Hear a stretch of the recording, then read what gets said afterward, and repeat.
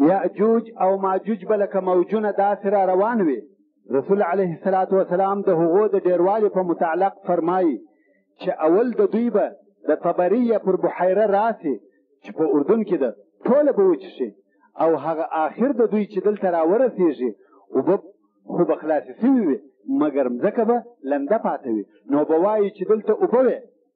دا څونه ډېروالی دی، دا څونه انسانان دي چې بسته دریاب اوبه څښي او وچوي یې. نو دوی به شام ته راسي. نبی الله عیسی علیه السلام او د هغه ملګري به په غره کې بند او محاصره وي.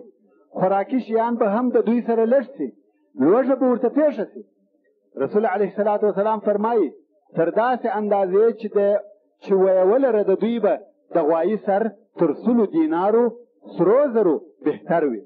او دا خو درته معلومه ده چې د غوایي په سر کې د خوړلو دپاره چندانې شی نشته، نه غوښې لري نه نور څه، مګر دا به په سبب د نیستوالي د خوراک او په سبب د هغه لوږې چې و دوی ته د دغه محاصرې څخه ورپېښېږي، نو د غوایي سر به تر 100 دینارو تر 100 پالویو د دوی دپاره بهتر او خوښ وي.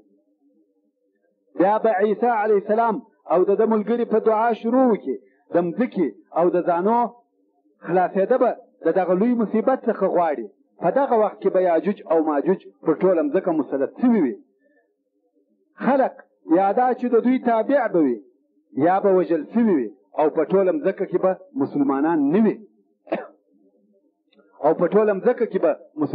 وي پاته بې له هغه کسانو څخه چې د عیسی علیه السلام سره دي، او یا دا چې ایمان یې پټ په زړه کې ساتلی وي. ځکه به ټوله د دغه کفارو یاجوج او ماجوج تر امر لاندې وي. بیا به جرأت او دلاوري وکړي، وایي به د مځکې خلق خو مو مړه کړه او اوس هغه چې په آسمان کې دي هغه وژنو. نو به یو د دوی څخه نیزه د آسمان و طرف ته وغورځوي، هغه چې بیرته راولویږي سر به په وینو لړلی وي. نو دوی به وایي چې الله مو مړ کړي، حاشا لله. دلته به نو هغه خلق چې تر اوسه ایمان پټ ساتلی وو مګر ایمان یې ضعیفه وو، هغه به هم کفر ته ور واوړي. دا هم امتحان دی چې خلقو ته پیښیږي. او هلته به عیسی علیه السلام او د ده ملګري ډېرې دعاوې کوي او الله سبحانه وتعالی ته به زارۍ کوي چې د دغه لوی آفت څخه اخلاص کړي. الله عز وجل به دا د دوی دعا قبوله کړي. او د یاجوج او ماجوج په غاړو کې به نغف مسلط کړي. نغف یو کوچنی مخلوق دی. علما وایي لکه هغه کوچنی چنجی چې د اوښ په پزه کې وي. نو نغف ډېر کوچنی چنجی دی چې د دوی په غاړو کې به پیدا سي او ټوله به مړه سي. دا الله عز وجل خپل قدرت او قوت ښکاره کوي. هغه قوم چې هیڅ چا یې مقابله نسوای کولی په یو ډېر کوچني مخلوق یې مړه کړه. نو به یاجوج او ماجوج ټوله مړه سي. عیسی علیه السلام او د ده ملګري به د غره په سر کې وي، نه به وي خبر چې یاجوج او ماجوج ټوله مړه سوي دي، مګر پوهېږي به چې کراري او آرامي ده، ځکه اوازونه غالمغال نسته. نو وایي څوک شته چې ولاړ سي او موږ ته خبر راوړي. یو د مسلمانانو څخه دې قربانۍ ته آماده کېږي او راتاکېږي، خو یو عجبه منظره ویني. په زرو په لکو په میلیونو خلق ویني چې پر مځکه مړه پراته دي. نو ولاړ سي او پر مسلمانانو زیری وکړي. رسول علیه الصلاة وسلام فرمایي فیرسل الله علیهم النغفه فی رقابهم فیصبحون فرسا کموت نفس واحده. ټول په یوه وار مري لکه یو نفس یا یو انسان چې مړ سي. او بیا نو نبی الله عیسی علیه الصلاة وسلام او ملګري یې د غره څخه مځکې ته راتاکېږي. مګر په مځکه کې د یوې لویشتې ځای نشته چې د دوی په غوړو دي نه وي لړلی، هغه چې د بدنو څخه یې رابهېدلي دي، او ټوله مځکه په بدبویي ډکه وي او مسلمانان نسي کولی چې په مځکه کې واوسېږي. مځکه په مړو او بدبویي ډکه ده. دوهم وار بیا دعا شروع کړي چې الهي د دغه بلا څخه مو خلاص کړي، چې ژوندي وه هم مصیبت و، چې مړه سوه هم مصیبت دی. نو عیسی علیه السلام او مسلمانان و الله عز وجل ته دعا کوي چې د دغه بلا څخه اخلاص کړي. الله عز وجل د دوی دعا قبلوي او داسې لوی لوی قوي مرغان راسي.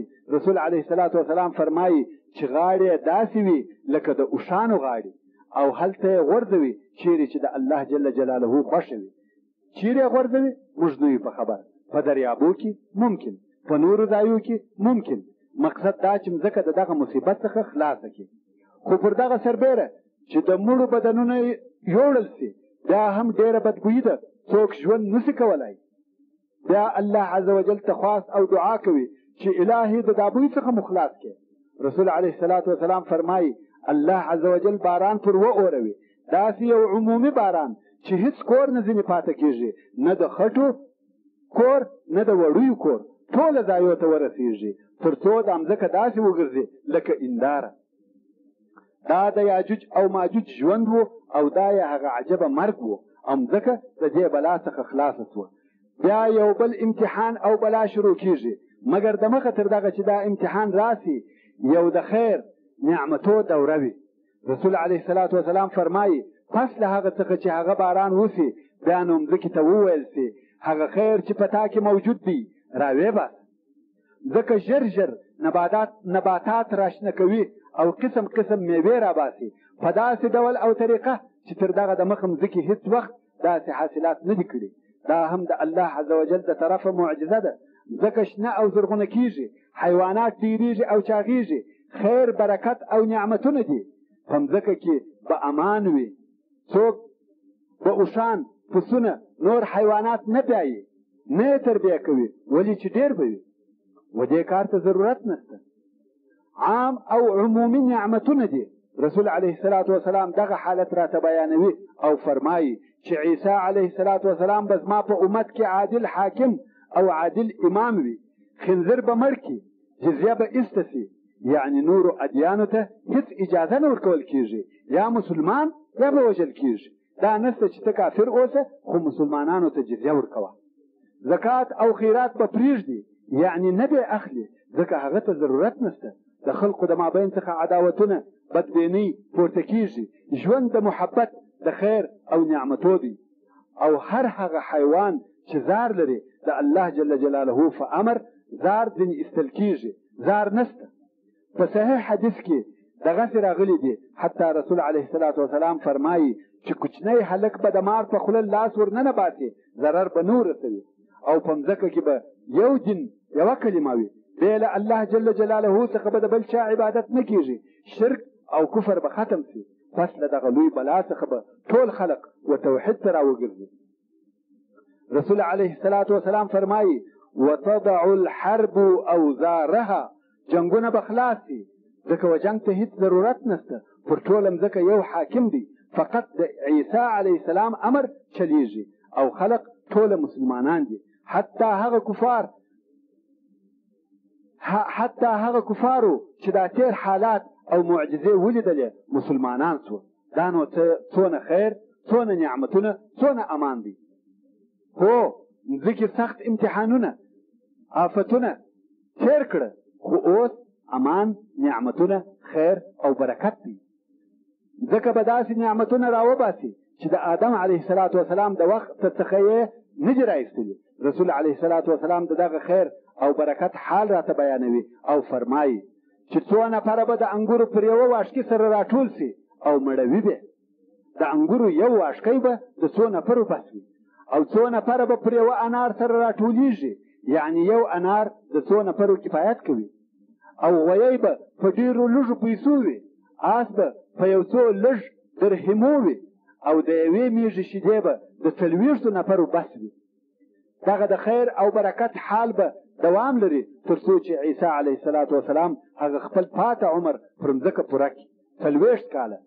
په سنن ابو داود کې ابو هریره رضی الله تعالی عنه د رسول صلی الله علیه و آله وسلم څخه روایت کوي چې عیسی علیه السلام په مځکه کې 40 کاله ژوند کوي او بیا وفاتیږي.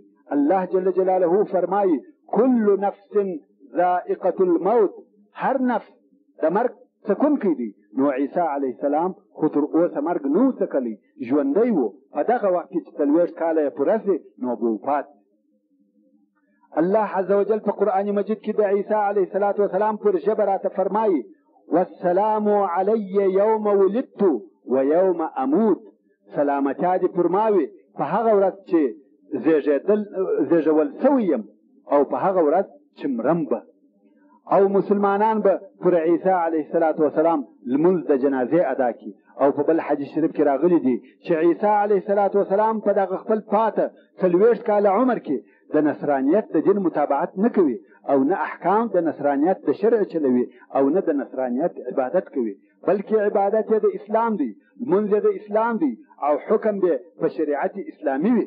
او رسول علیه السلام پر دغه تاکید کړی دی چې تر ده علیه السلام وروسته بل هیڅ دین نه عملي کیږي او نه یې متابعت کیږي بې له اسلامه څخه. او فرمایي والله که موسی په تاسې کې وي بل څه به نه کوي بې له دې څخه چې زما متابعت به کوي. نو عیسی علیه السلام به د متابعینو څخه د محمد مصطفی صلی الله علیه و آله وسلم وي.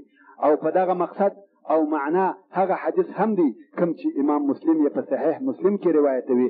رسول علیه السلام فرمایي چې قسم مې په هغه ذات دی چې زما د نفس اختیار د هغه په لاس دی چې ابن مریم به د حج او عمرې دپاره په فج روحا کې واړوي. فج روحا په مکه مکرمه کې د یو ځای نوم دی. نو عیسی علیه السلام زموږ حج او زموږ عمره کوي.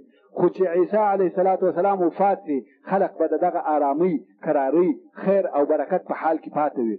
اوس نو ډېرې لوی علامې د قیامت پرله پسې تېرې سوې: دجال، عیسی، یاجوج او ماجوج. ای بشره، ای انسانه، نور نو څه غواړې مګر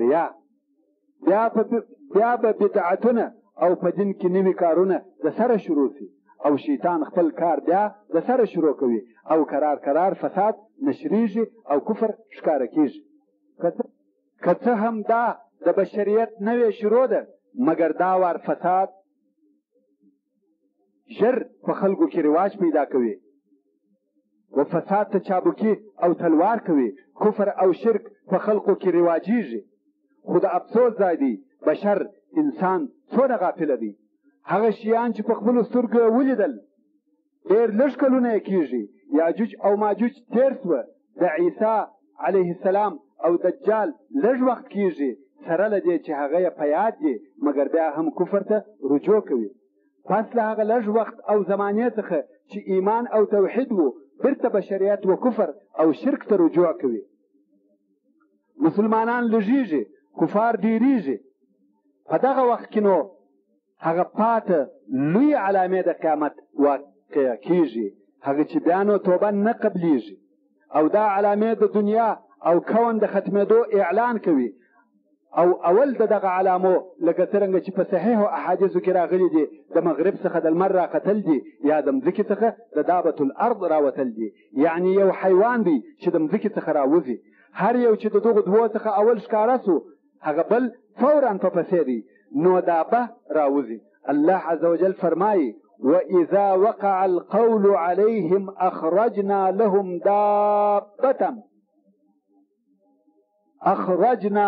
دابة من الأرض تكلمهم أن الناس كانوا بآياتنا لا يوقنون.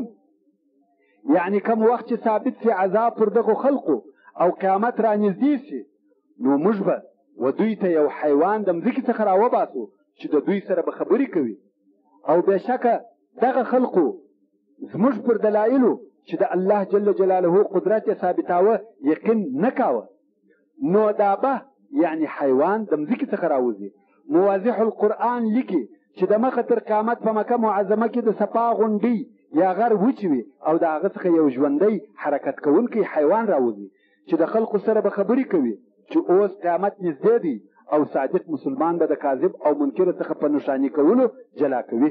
په صحیح مسلم کې د رسول علیه السلام څخه روایت کیږي چې د دابة الارض علامې بیانوي او فرمایي چې هغه حیوان ته جساسه ویل کیږي. ډېر او غلیظ وریښتان یې دي. د وریښتانو د ډېروالي په خاطر یې د سر خوا د لکۍ د خوا څخه نه پېژندل کیږي او د مځکې د ټولو حیواناتو څخه خاص فرق لري. هغه دا چې دغه حیوان د مور او پلار څخه نه پیدا کیږي بلکې د مځکې څخه را ایستل کیږي، لکه د صالح علیه السلام خوښه چې هغه هم د مځکې څخه را وایستل شول. نو دغه دابة الارض معجزه ده چې د الله عز وجل په قدرت د مځکې څخه را ایستل کیږي او الله جل جلاله و دغه حیوان ته پر خبرو کولو قدرت ورکوي. د خلقو سره خبرې کوي، خلق د ده په خبرو پوهیږي او دی د خلقو په خبرو پوهیږي. نو ډېر روایتونه شته چې وایي دغه حیوان پر خلقو ټاپه او مهر وهي، پر مسلمان د مسلمان ټاپه وهي او پر کافر د کافر ټاپه. خو د دغه روایتو په ښکاره او واضح ډول د صحت اثبات نشته، والله اعلم. په صحیح حدیث کې راغلی دي چې دا حیوان خلق علامه داره کوي فقط، خدا چې په ایمان یا کفر یې علامه داره کوي دا په نورو روایتو کې شته، مګر په صحیح حدیث کې فقط دونه راغلی دي چې پر خلقو ټاپې وهي. په بخاري شریف او مسند امام احمد کې دا قول د رسول علیه الصلاة والسلام راغلی دی چې فرمایي دا به راوځي او خلق علامه داره کوي، ټاپه کوي د هغو پر پزو باندې، او دغه ټاپه سوي خلق په تاسو کې نور هم ژوندي پاتې کیږي، نور ژوند هم کوي، یعنی دستي نه قیامت کیږي، بلکې څه موده نور هم خلق ژوندي پاتې کیږي، نور نسلونه او جیلونه به هم پسې پیدا سي، مګر هغه راتلونکي نسلونه به ټول کافران وي. دا بیان به بیا راته راسي. خو دغه ټاپه سوي خلق به په تاسو کې ژوند کوي، حتی یو سړی به اوښ رانیسي، خلق به ورته وایي دا اوښ دې د چا څخه رانیوي، دی به وایي د یو ټاپه سوي سړي څخه مې رانیوي، یعنی یو د هغو کسانو څخه و چې دابة الارض ټاپه کړی و. نو د دې څخه دا را معلومه سوه چې دا هم دستي نه قیامت کیږي، بلکې نور جیلونه هم ژوند کوي او هغه به ټاپه هم نه وي. نو دغه حیوان یا دابة الارض نور راتلونکي نسلونه نه ټاپه کوي، یوازې هغه جیل ټاپه کوي چې پس له عیسی علیه الصلاة والسلام څخه په دوی کې شرک پیدا او نشر سو، او په دغه دابة الارض توبه پای ته رسیږي. پس له دغه څخه نور نو توبه نه قبلیږي. پس له دابة الارض څخه فورا لمر د مغرب د طرفه راخیږي، یا برعکس اول لمر د مغرب د طرفه راخیږي بیا دابة الارض راوځي. د دغو دوو په ترتیب کې ثابت او یقیني دلیل نشته چې اول دغه دی که هغه. د لمر راختل د مغرب د طرفه په صحیح البخاري او مسلم کې دا قول د رسول علیه الصلاة والسلام راغلی دی چې فرمایي قیامت نه قائمیږي تر څو چې راوخیږي لمر د مغرب د طرفه. دا هم دفعتا ناببره پیښیږي، خلق سهار راپورته سي د عادت سره موافق دا خیال وي چې لمر د مشرق د طرفه راخیږي، خو هغه د مغرب د طرفه راپورته سي او د مشرق و طرف ته ولویږي. د لمر دوران سرچپه او برعکس سي، او دا حال 3 ورځې وي. 3 ورځې لمر د مغرب د طرفه راپورته کیږي او بیا بیرته و هغه خپل طبیعي دوران ته ور وګرځي. دا نو هغه وخت چې رسول علیه الصلاة والسلام فرمایي دا هغه وخت چې و یو چاته ایمان راوړل نفع نه ورسوي چې د مخه ایمان نه وي راوړي، یا یې په خپل ایمان کې د خیر ګټه نه وي کړې، او نور نو توبه هم بنده سوه. ورونو توبه په 2 حاله کې نه قبلیږي. یو دا چې انسان پوه سي چې اوس نو مرم، د زکندن وخت یې سو نو توبه یې نه قبلیږي، او بل دا چې لمر د مغرب د طرفه راوخیږي، نور نو مسله ختمه ده. مسلمان دی، کافر دی، او توبه هم نه قبلیږي. اوس نو چې دا د لمر راختل د مغربه او د دابة الارض راوتل هم پیښ سوه، بیا هم انسانان نور ژوند کوي او ژوند دوام لري، مګر هو مسلمان کافر توبه هم نسته. خو یوه ورځ د ورځو الله عز وجل اجازه وکړي په ختمېدو د دغه بشري ژوند، بیا نو بله معجزه، بله علامه د علامو څخه د قیامت شروع کیږي چې و هغه ته الریح الطیبه ویل کیږي، یعنی ښه باد. الله عز وجل پر مځکه ښه نرم پوست ملایم باد راوالوزوي. په هغه حدیث کې چې امام مسلم یې روایتوي رسول علیه الصلاة والسلام فرمایي الله جل جلاله به د یمن څخه باد راوالوزوي. په بل روایت کې راغلی دي چې دا باد د شام څخه شروع کیږي، یمن ته رسیږي او نشریده یې د یمن څخه دي. نو الله جل جلاله به د یمن څخه باد راوالوزوي چې دا باد به تر ورېښمو نرم او پوست وي، پر مځکه نشریږي، هر کور ته ور داخلیږي، حتی د غرو و غارو ته ورننوځي. داسې انسان نه پاتې کیږي چې دا باد دې ور ونه رسیږي. اوس نو دا باد څه کوي؟ دا باد یو عجبه کار کوي. رسول علیه الصلاة والسلام فرمایي نه پرېږدي هیڅوک چې په زړه کې مثقال ذره د ایمان وي مګر د هغه روح په قبض کې. په دغه باد هر مسلمان مړ کیږي، بې له کفارو بل څوک به نسي پاته. حتی چې 1 ذره ایمان هم په زړه کې ولري هغه مري. بیا نو د الله جل جلاله ذکر یادول په مځکه کې نیستي او قطع کیږي. رسول علیه الصلاة والسلام فرمایي تر هغه وخته نه قیامت کیږي چې په مځکه کې الله ویل کیږي. لا اله الا الله، یعنی هغه وخت قیامت کیږي چې په ټوله مځکه کې به هیڅوک نه وایي الله. نو چې ټول مسلمانان مړه سي او شرار الناس بد خلق به پاته سي، په مځکه کې به مطلق فساد وي، زنا به نشر سي، حتی پر سړکانو به زنا کیږي. رسول علیه الصلاة والسلام فرمایي ګناه به کوي لکه د خرو ګناه. په بل روایت کې راغلی دي هغه ښه سړی یې چې وویني چې پر سړک زنا کیږي ورته وایي به که دې د دا دیواله و شاته دا کار کړی وای ښه به وای، دا یې هغه ښه مؤدب او بهتر نفر دی. په بخاري شریف کې حدیث دی، رسول علیه الصلاة والسلام فرمایي صالحین به اول په اول ولاړ سي، رزلان او بېباکان به پاته سي چې الله جل جلاله به د دوی هیڅ پروا نه کوي. اسلام به ورک او پټ سي، بیا هم رسول علیه الصلاة والسلام فرمایي اسلام به ولاړ سي ورک به سي لکه هغه د کالي رنګ چې کرار کرار ځي، اسلام به هم دغسې کرار کرار ورک سي، حتی څوک به نه پېژني، نه به یې خبر چې لمونځ څه شي دی، روژه څه شي ده، او نه به څوک په عباداتو او صدقه خبر وي. او یوه شپه به قرآن مجید کتاب الله د دنیا څخه پورته کړه سي، په مځکه کې به د هغه څخه یو آیات هم نه وي فاته. قرآن مجید پورته کیږي، د قرآن مجید په موجودیت کې نه قیامت کیږي، او داسې خلق به پاته سي چې په هغو کې به د ډېر عمر ضعیفه سپین ږیری سړی به وایي زموږ پلرو به ویل لا اله الا الله، موږ یې هم وایو مګر د هغه په مفهوم به نه پوهیږي چې دا څه شي ده او د څه شي دپاره ده. حتی الله جل جلاله به نه پېژني. پر دغه خلقو قیامت کیږي. رسول علیه الصلاة والسلام فرمایي قیامت پر شرار الخلق واقع کیږي، هغه بدترین د خلقو به پاته وي، پر هغو قیامت کیږي. نو هغه خلق به د څه شي عبادت کوي؟ بیرته د سره د بوتانو عبادت شروع کیږي. رسول علیه الصلاة والسلام فرمایي هغه اشرار د خلقو به پاته سي، په سپکوالي د مرغانو به وي او په فکرو د درندګانو به وي، یعنی عقلونه به نه لري، نه به په ښه کار پوهېږي او نه به بد بولي. شیطان به ورته په مثل د بشر سي او ورته وایي به ایا زما خبره نه قبلوي؟ دوی به وایي په څه شي مو امر کوې؟ نو به د بوتانو په عبادت امر کړي.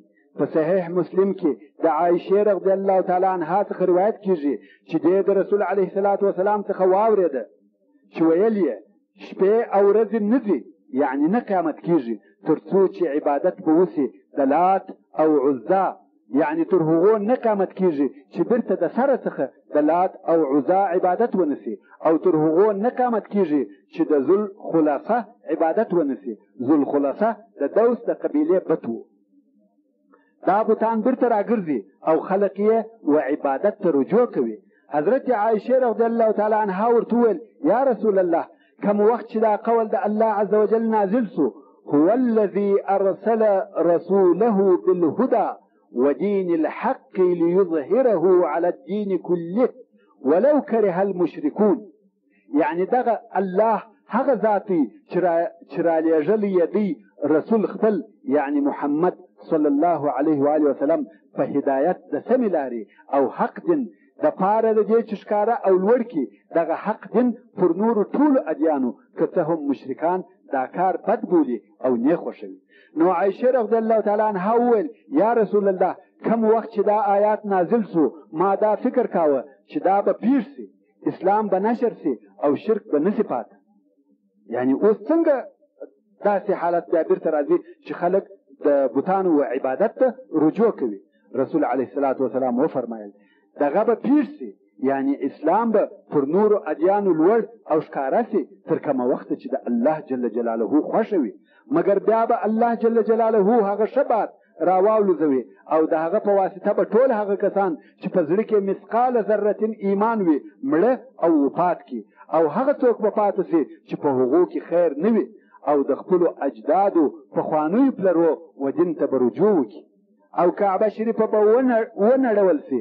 د امام احمد په مسند کې په صحیح حدیث کې دا قول د رسول علیه الصلاة والسلام راغلی دی چې فرمایي خرابوي کعبه خاوند د دوو لنډو او کږو پښو د حبشې څخه چې جواهرات او ګېڼې به اخلي، یعنی د کعبې شریفې په نس کې جواهرات دي هغه به واخلي او د پوښه څخه به لته کې لکه زه چې دغه اوس و هغه ته ګورم، یعنی لکه هغه چې دغه اوس ما مخ ته وي او زه وینم چې کعبه وهي. رسول علیه الصلاة والسلام د هغه سړي قیافه بیان کړه، ویل ذو سویقتین اصلعا افیدعا. رسول علیه الصلاة والسلام و موږ ته دقیقه علامه وویل د هغه دوې لنډې او کږې پښې دي، او ویل لکه زه چې و هغه ته ګورم په خپل کلنګ او یامه کعبه شریفه وهي. په صحیح البخاري کې په بل حدیث کې رسول علیه الصلاة والسلام فرمایي اسودو افحجو، تور دی او کږې پښې دي، د کعبې شریفې ډبره ډبره نړوي نو کعبه شریفه هم نه پاتې کېږي. قرآن مجید، لمونځ، روژه، صدقه نه پاتې کېږي، حتی د خیر کار نه پاتې کېږي. زنا، فساد د خلقو په مابین کې نشریږي او خلق به پر دغه فاسد حال پاتې وي، ځکه به ټوله په فساد د بشر فاسده وي. په دغه وخت کې به هغه آخرنۍ علامه د علامو څخه د قیامت راووځي. رسول علیه الصلاة والسلام فرمایي چې د حضرموت څخه به اور راووځي، خو په بل حدیث کې فرمایي د عدن څخه چې دواړه په یمن کې څنګ پر څنګ ښارونه دي چې دا د اور شروع ده. رسول علیه الصلاة والسلام فرمایي د مخه تر قیامت به دا اور راووځي، خلق به جمع کوي، یو ځای کوي به. صحابه کرام وویل یا رسول الله ته موږ په څه شي امر کوي، یعنی موږ باید هغه وخت څه وکړو؟ رسول علیه الصلاة والسلام وفرمایل تاسې د شام و طرف ته ولاړ شئ، خلق د شام و طرف ته ځي او هلته جمع کیږي، مګر تاسې به هغه وخت نه یاست، ځکه قیامت پر اشرار الخلق قائمیږي. په بل حدیث کې چې امام بخاري رحمه الله یې روایتوي، رسول علیه الصلاة والسلام فرمایي خلق پر درې قسمه پر درو طریقو جمع کول کیږي، یا په خپل شوق او میل، یا په بیره، یعنی یا به دغه ته مجبوره کیږي، یا به په خپله ور روان وي د مخه تر اور. وایي چې هغه اور راونه رسېږي، 2 نفره پر یوه اوښ، 3 پر یوه اوښ، 4 پر یوه اوښ، حتی 10 نفره پر یوه اوښ. یعنی ګرځي به چې یو حیوان پیدا کی او پر سپاره سي. 2 نفره پر یوه اوښ نوبت سره کوي، یو به پیاده وي بل به سپور وي، یا به 3 نفره نوبت سره کوي، حتی داسې به هم وي چې 10 نفره به نوبت سره کوي او نور به پیاده روان وي، او هغه نور په اور سره راجمع او هغه نور به اور سره راجمع کوي. پر ټوله شاوخوا د مځکې به اور وي او خلق به د شام و طرف ته جمع کوي. امام بخاري د رسول صلی الله علیه و آله وسلم څخه روایت کوي چې فرمایي تقیلوا معهم حیث قالوا، یعنی هر وخت چې غرمه سوه او دوی ستړي سوه غواړي چې راحت وکړي، اور به هم درېږي، د راحت دپاره به وخت ورکوي. سبحان الخالق القادر. وتبیتوا معهم حیث باتوا، یعنی کم وخت چې شپه سوه نور نو تګ نسي کولای، ستړي سوه غواړي چې بیده سي، اور هم درېږي، د دوی انتظار کوي، د راحت وخت ورکوي. او هر چیرې چې دوی سهار کی اور ورسره سهار کوي او ورسره ماښام کوي، هر چیرې چې دوی ماښام کی. په صحیح البخاري او صحیح مسلم کې حدیث دی، رسول علیه الصلاة والسلام هغه شیان چې پیښیږي موږ ته بیانوي. هغه دا چې خلق ښارونه پرېږدي، ټول مخ پر شام ځینې روان وي، چې د هغه جملې څخه د رسول صلی الله علیه و آله وسلم ښار مدینه منوره هم ده، دا هم پرېښول کېږي. رسول علیه الصلاة والسلام فرمایي خلق مدینه پرېږدي پر هغه حال چې وه، یعنی هیڅ خرابي به نه وي پکښې پېښه سوې، نه به نړېدلې وي نه به خرابه وي، آباد او ودان ښار دی، کورونه یې آباد دي مګر خالي یې پرېږدي، بل شی به نه وي پکښې بې له عوافي، یعنی مرغان او درندګان. نو د رسول علیه الصلاة والسلام ښار هم خالي پاتې کېږي. او آخري نفر چې را جمع کېږي 2 عرب چوپانان دي چې د مزینه د قبیلې دي، پر خپلو پسو به نارې وهي، خپل پسونه به ورسره رارهي کړي، مدینې منورې ته به راورسېږي. ګوري به چې مدینه منوره د خلکو څخه خالي ده او په درندګانو ډکه ده. کم وخت چې وسنیة الوداع ته ورسېږي چې دا و مدینې منورې ته ډېره نږدې منطقه ده، پړ مخې به ولوېږي، نور قیامت شو. د مخه تر دې چې دوی شام ته ورسېږي قیامت کېږي. قیامت په دغه ډول پر هغه بدترین د خلقو قائمیږي چې نه دین شته، نه قرآن، نه کعبه شته، نه اسلام، او خلق هم ټول په یوه ځای کې سره راجمع کړه سوه. رسول صلی الله علیه و آله وسلم فرمایي کیف انعم یعنی څنګه د ژوند خوند واخلم، آرام ژوند وکم. حال دا چې صاحب القرن واخستی او د پکولو د پاره تیار کړي. یعنی اسرافیل علیه السلام د سور شپېلۍ واخسته او د پکولو د پاره تیار کړه او مخ یې واړاوه، غوږ یې ونیوی، د پکولو د امر انتظار کوي چې پکښې پوکي.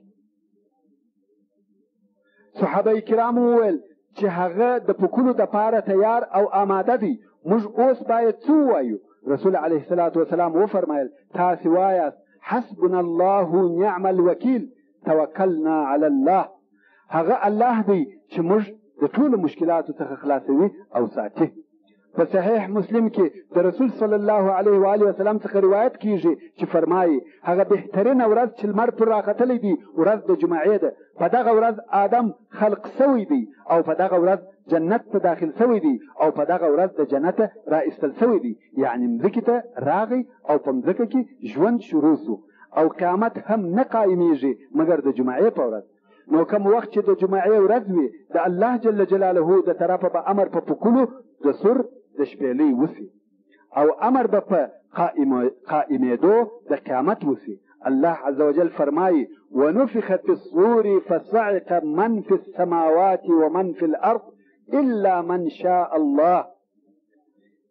یعنی او په سور کې به پوکړه سي، بېهوشه مړه به سي هر هغه څوک چې په اسمانو کې دي او هر هغه څوک چې په مځکه کې دي، بې له هغه کسانو څخه چې د الله جل جلاله خوښه وي چې نه دي مړه کېږي.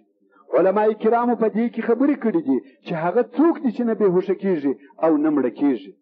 روایتونه ډیر دي، راجح روایت دا دی والله اعلم هغه کسان چې نه بېهوشه کېږي هغه اهل الجنت دي چې حور العین او غلمان المخلدین دي. د دوی ما سوا ټوله مړه او بېهوشه کېږي. بعضې روایتونه وایي چې ملایکې یا بعضې د لوړې درجې ملایکې یا پیغمبران نه بېهوشه کېږي. روایتونه ډېر شته خو حقیقت دا دی چې یوه ډله شته چې نه بېهوشه کېږي.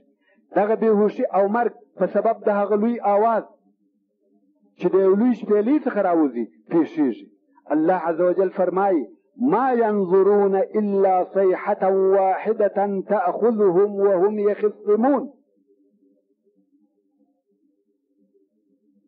انتظار نه کوي دوی مګر د یوې چیغې نارې چې دوی به واخلي، یعنی مړه کي.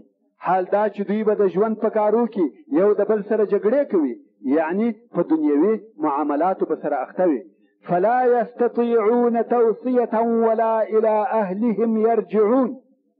نو دوی به نه وصیت کولی شي او نه بیرته خپلو کورو ته تلای شي، ټوله ځای پر ځای مري.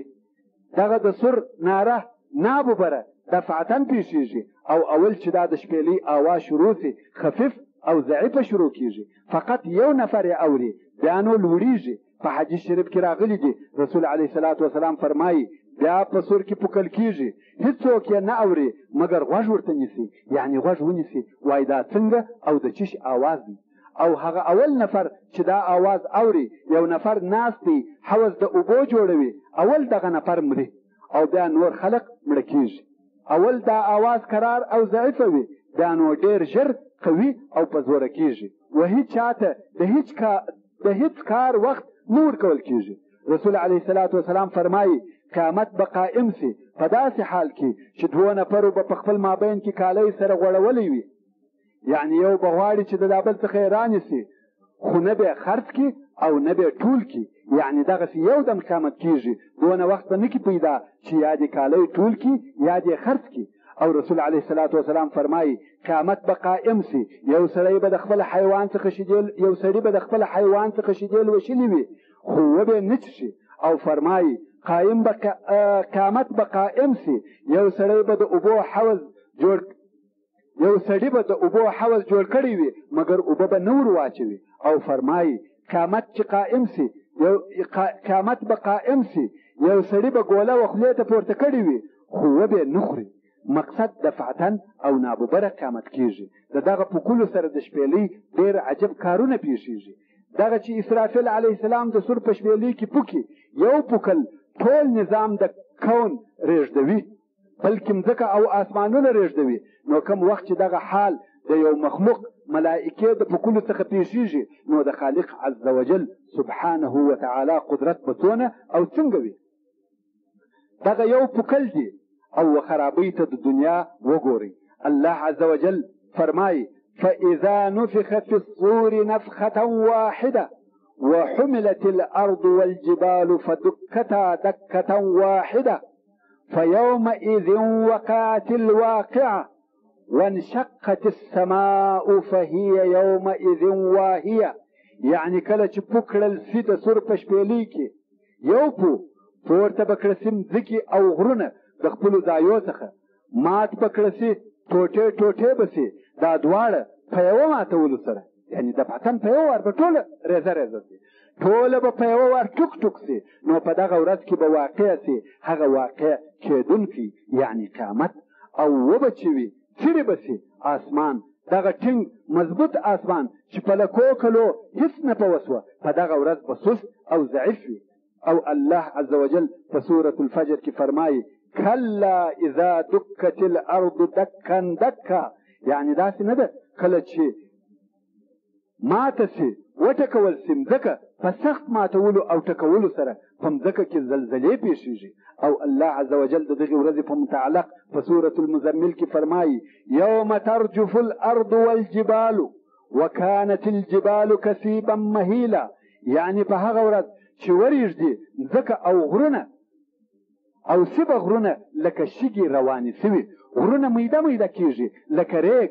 او بل ځای فرمایي وتكون الجبال كالعهن المنفوش، او سیبه غرونه لکه شنل سوي وړي، او په دریابو کې انفجارات کېږي، چاودنې کېږي. الله عز وجل فرمایي اذا السماء انفطرت واذا الكواكب انتثرت واذا البحار فجرت، یعنی کله چې آسمان وچی وي څیرې سي، او هغه وخت چې ستوري راولویږي ګډوډ سي، او هغه وخت چې دریابونه وچی وي دا هم ګډوډ سي. او بیا فرمایي واذا البحار سجرت، یعنی کم وخت چې دریابونه ګرم سي او اور وګرځي. او په سورة الرحمن کې فرمایي فاذا انشقت السماء فكانت وردة كالدهان، یعنی کم وخت چې آسمان وچی وي نو رنګ به سور سي، آسمان په ټوټو ټوټو کېږي، سور سي ژړ سي لکه د غوړو رنګ، او ستوري په آسمان کې سره راتویږي او ټوټې یې پر مځکه او دریابو کې لویږي، په دریابو کې انفجارات او چاودنې کېږي.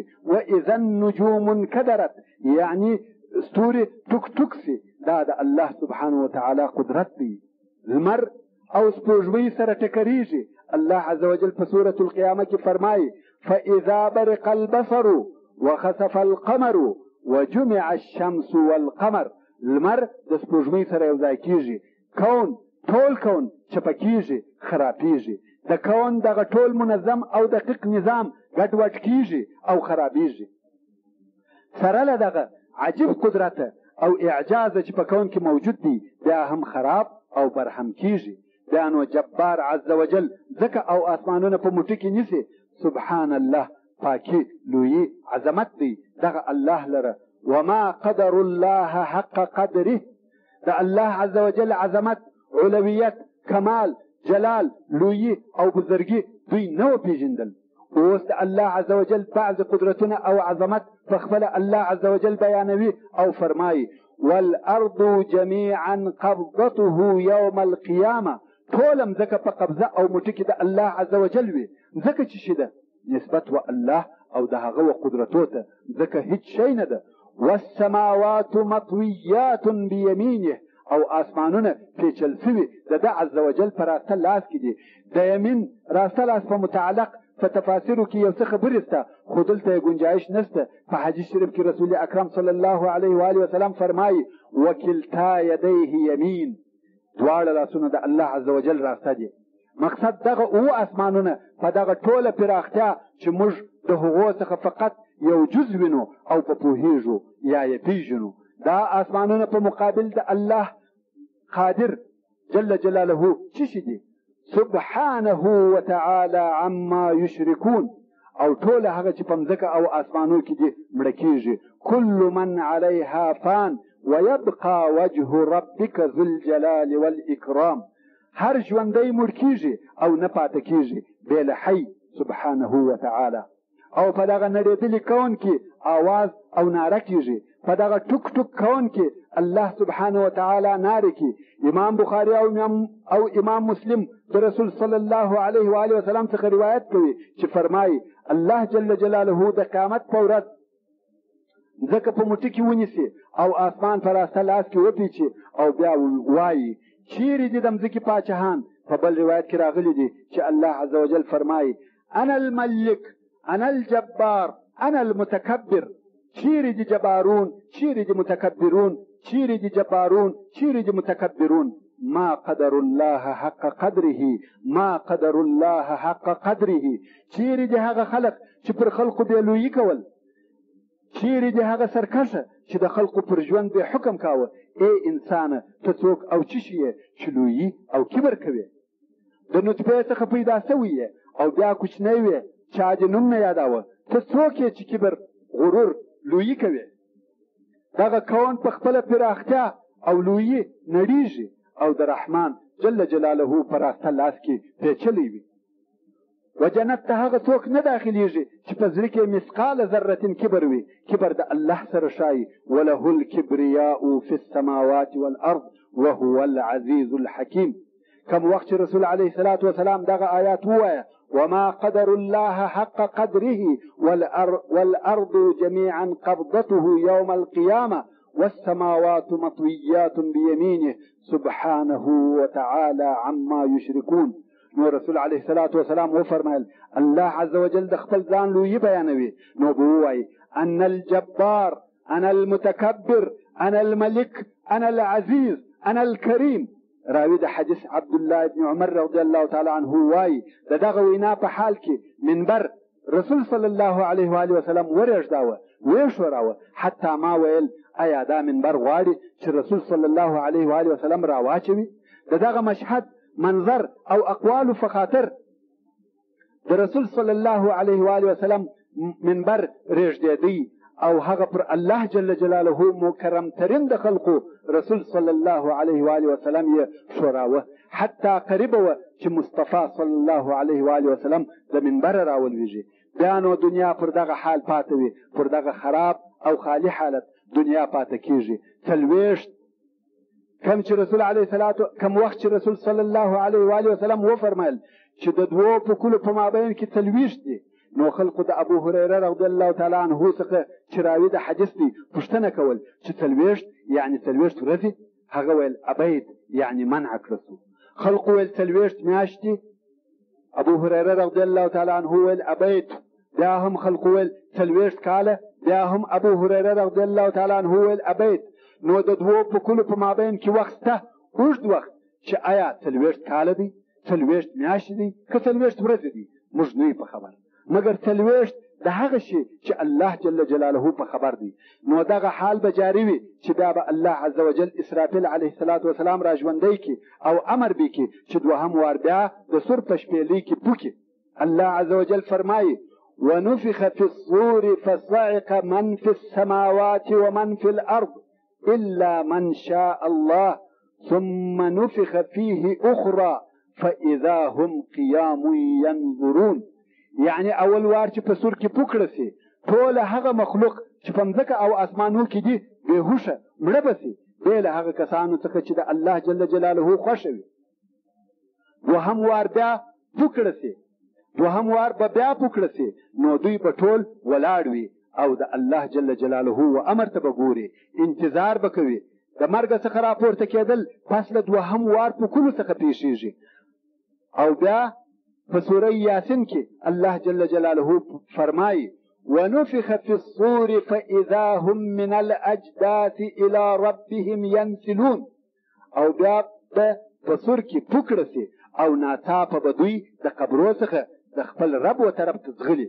ملایکې به په پورې وهلو د محشر و میدان ته بوځي او دوی به وایي قالوا یا ویلنا من بعثنا من مرقدنا. دوی به وایي هلاک او خرابي ده موږ ته، چا راپورته کړلو د خپلو مرقدو د خوب د ځایو څخه. هذا ما وعد الرحمن وصدق المرسلون.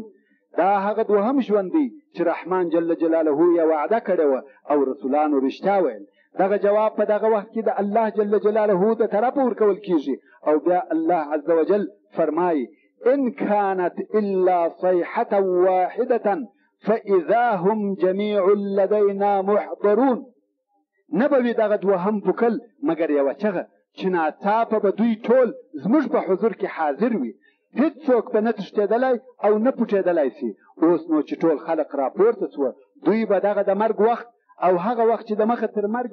محترمو ورونو د آخري سفر پاته بیان به په 5 نمبر پته کې واورئ ان شاء الله تعالی.